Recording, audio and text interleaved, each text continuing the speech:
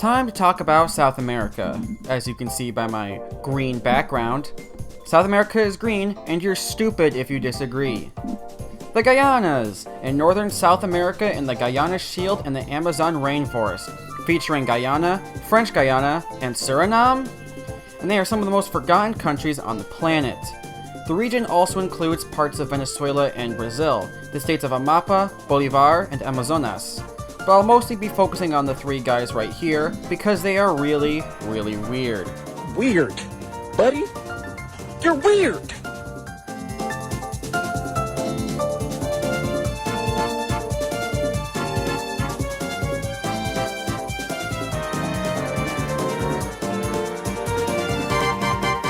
Guyana is what? It's paradise. The populations of these countries and states are quite small. Despite Guyana being the size of Great Britain, or Utah, it has less than 1 million residents, and has more than Suriname or French Guiana. Amapa has a higher population than them all, but it is still the second least populated state in Brazil. If I made an Obscure States of Brazil video, I'd cover them. The Venezuelan states have the highest population overall, even though most live inland. So yeah, technically people live here, but just barely. I wonder if it's considered prestige and awesome to live in a place so obscure, or it just makes you feel cursed to exist in the middle of nowhere. Let me ask you, what do you think of when you think South America? Besides terrifying creatures that will kill you in 5 seconds, you probably think of Spanish and Portuguese speaking Amerindian mestizo people. But not here. If you are not already aware, I want you to guess what language you think is most commonly spoken in each of these 3 places. See if you can get all 3 right. Pause the video if you want to think. Winners get some ground beef for their gyro or gyro. Ready? Easy round. French Guiana. That's correct. It's French. French Guiana is still considered a part of France. I can't believe how many places I've talked about like that. The only place to use zeros in South America, and Brazil is actually France's longest border. It was mostly a terrifying prison colony, so obviously they want to stay a part of France. Be honest with me, guys. Do you really like France, or do you stay because of what they did to Guinea? Next, the medium round, Guyana. If you guessed Spanish, come on, keep up.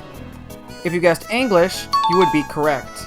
That's kinda crazy if you think about it. English-speaking South American country? But not as crazy as Suriname. Time for the hard round. I'll give you some extra time to think about this one. Dutch. Suriname is a Dutch-speaking country in South America. What? Yeah, I bet you got that one wrong. Enjoy your gyro with only tomatoes and mayo, loser. Unless you're right, in which case, it's probably not even that bad. The Guianas switched hands multiple times to colonial powers, and that also explains why the ethnic demographics are also just as strange as the languages. Now, most South American nations are usually mixed descent with Native and European peoples, or are from black communities in Africa, brought over from the slave trade. Yet Guyana's largest ethnic group is Indian, from India. The largest religion is Hindu. The rest of the demographics seem to make sense, right? The English brought over Indians to their colony, so it isn't that confusing. Suriname, though? What is even going on here? Suriname's largest group is also Indian, with a large black and Creole population, but Suriname also has a large Javanese population at 17%. I guess that makes sense since the Dutch had Indonesia. Our Chinese population is also over 7%. Huh?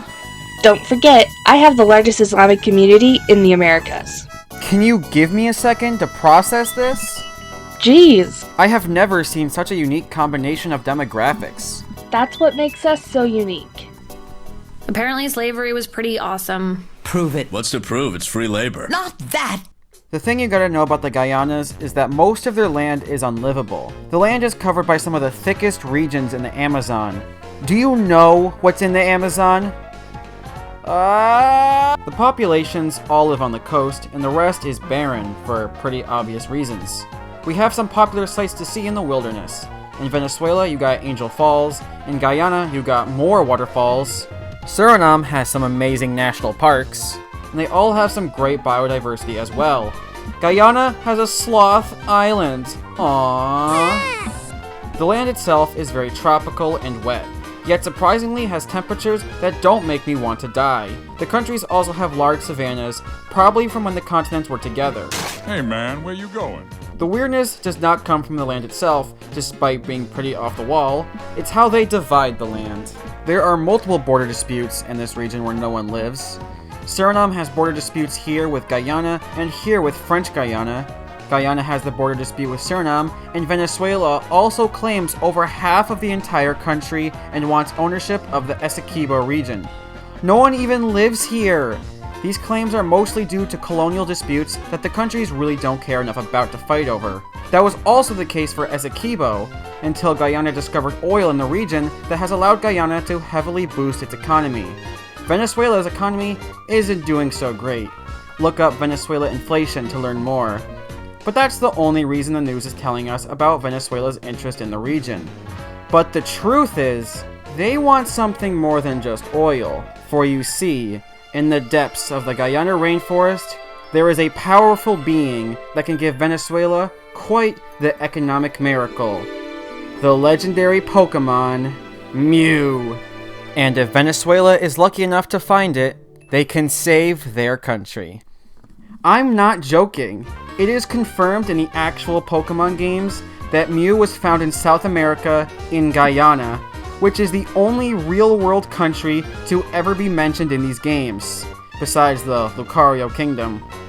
Sorry if you're not a nerd and don't care about anything I just said, but believe me, this is wild. I originally wanted this video to be a palate cleanser from the last one, but I can't help it. Venezuela? You're wrong! You're wrong! You have the most oil in the world, and you screwed it up, adding an extra star to your flag to claim half of Guyana. Yeah, okay. Oh yes, I believe 97% of Venezuelans said they should annex it. That's obviously what they care most about, said the only dictatorship in South America. Don't you love how dictators try to remove the Western influence from the country? Rightfully so, might I add. Yet will fall back on colonial claims and ideas when they feel like it. Oh, and France is wrong too. Why are you making claims to South America? Do you really need that? You think that makes you look good? France still colonizing all these dang places. I'm getting really tired of talking about you every video. I just want to talk about obscure countries. So that's what I'm gonna do instead of getting hung up on this. I mean, it really doesn't matter. These places don't exist. I mean it. French Guiana rivals Greenland for how little data is reported on it. It has the largest Amazonian park in Europe. No way, dude. We aren't quite done with interesting things to talk about. The largest city in Guyana is Georgetown. It is full of these historic white buildings, with the St. George's Anglican Cathedral in the center where the president lives, and the Starbrook Market with its beautiful clock tower. The architecture is very similar to the Caribbean, as they are also considered culturally closer to the Caribbean than South America. The president of Guyana is even the current leader of CARICOM, and this is probably my favorite architecture style in the world. Wooden buildings are the best. The decay on the buildings just has so much charm to it and reminds me of home. I just want to walk over and peel that wood right off. Love to be wooed. Just saying, I can go for some wood.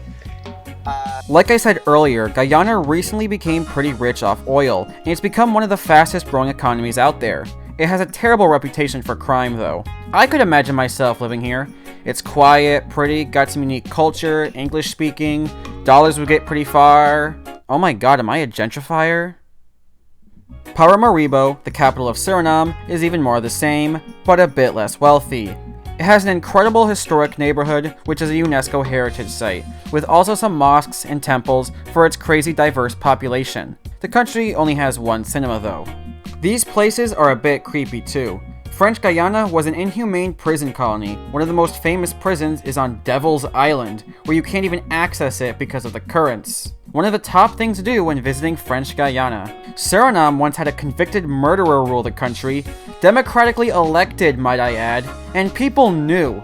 Oh yeah, and he's currently missing! He was sentenced and no one knows where he is. Guyana is also the home of Jonestown. Jonestown was where an American cult ended up residing, where the leader Jim Jones committed the Jonestown Massacre in 1978, forcing 918 people to drink Kool-Aid laced with cyanide, poisoning them.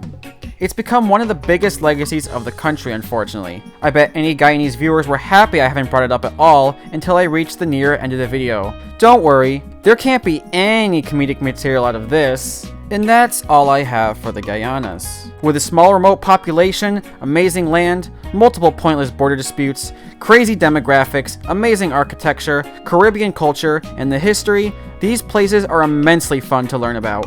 Places like these are why I enjoy geography so much. Thanks for watching, and free Palestine.